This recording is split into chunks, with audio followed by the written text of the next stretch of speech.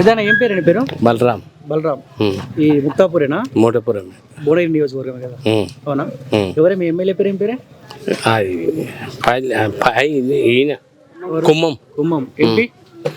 ఇక ఎంపీ కూడా ఇక మాకేం తెలుస్తుంది ఎంపీ. అంతేనా? సరే, ఇప్పుడు మీరు రైతేనానే? మేము రైతే. ఎన్ని ఎకరాలు ఉంది? 2 ఎకరాలు నారు ఉంది. 2 ఎకరాలు. ఏమి వరే ఇస్తావా? వరే ఇష్టం. వేరే పంట పండదా ఇక్కడ? పండదిగా అంతే, ఏది వేసినా పండదు.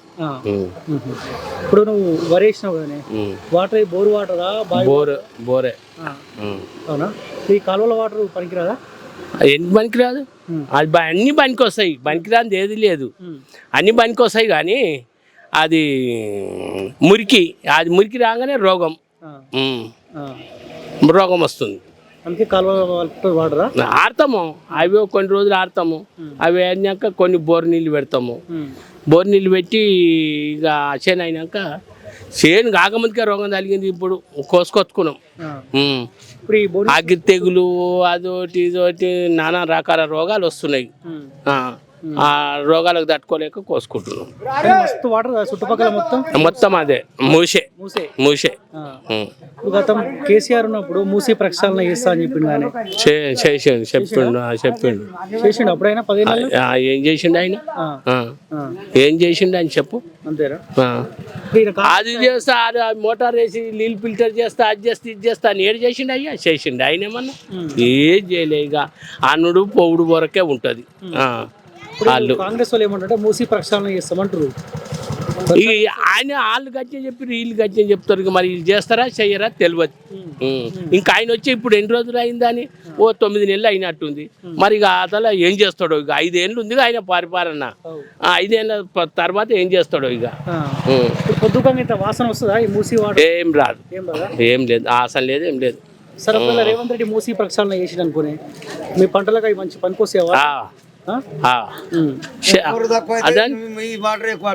గట్లా ఇవి ఎక్కువ, అవి ఈ ముసి నీళ్ళు తక్కువ పెట్టుకుంటాం, బొర్ర ఎక్కువ పెట్టుకుంటాం. అంతే. ఇక చేస్తే మంచిది. కానీ ఏం చేస్తారో అనుకుంటా అని గడ్డి పెట్టుకుంటా అక్కడ పాతాప శృంగారంకి వెళ్ళి బోడుపలకి వెళ్ళి ఈ దాకా వచ్చినాయి. ఏది ఆ పిలాపల్లి దాకా వచ్చింది గడ్డి పెట్టుకుంటా. ఇక మా దాకా కూడా గడ్డి వస్తుందో ఏమో. మరి ఆ పంటలు వంతాయో పండయో. ఈ వాళ్ళ నీళ్ళు చేసి అవి వేపిస్తున్నారు. అలా అవి వేసి నీళ్ళు పంతగా చేసి చేస్తా అని అన్నాడు. ఆయన చేస్తా అన్నాడు. ఇక ఆయన వీకిండు. మరి ఇక ఈయన వచ్చిండు. ఇక ఈయన ఏం చేస్తాడు? ఈ ఊర్లో అన్ని పార్టీ వాళ్ళు అన్ని పార్టీ వాళ్ళు ఉండు. అంత గంతే ఉంది. ఇక టీఆర్ఎస్ ఉంది, టీఆర్ఎస్ ఎక్కువ ఉంది. అప్పుడు ఆయన వచ్చాడు. ఇప్పుడు టీఆర్ఎస్ పడిపోయింది.